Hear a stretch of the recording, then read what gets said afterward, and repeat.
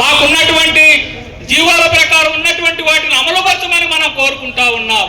36 GO మనం కాదు కదా తెచ్చింది, రాష్ట్ర ప్రభుత్వమే కదా 36 నెంబర్ జీవో తెచ్చింది.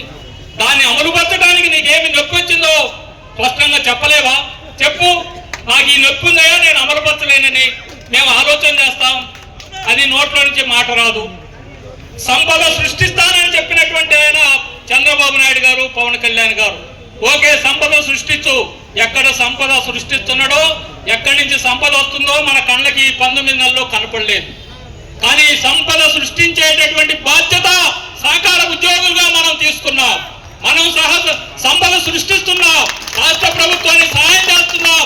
నువ్వు ఎన్నికల్లో గెలవడానికి ఉపయోగపడేటటువంటి రైతులకు సేవ చేసి ఆ రైతులకి ఓట్లేస్తే ఎన్నికల్లో గెలిచి ఈరోజు మా మీద దాడి చేస్తావా?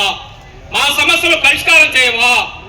మేము చేసినటువంటి కృషి వల్ల రైతులు నీ ప్రభుత్వానికి అండదండలుగా ఉన్నారా లేరని చెప్పగలవా? నువ్వు రైతులు అండగా లేరా నీకు? మేము చేసిన కృషి కాదా అది?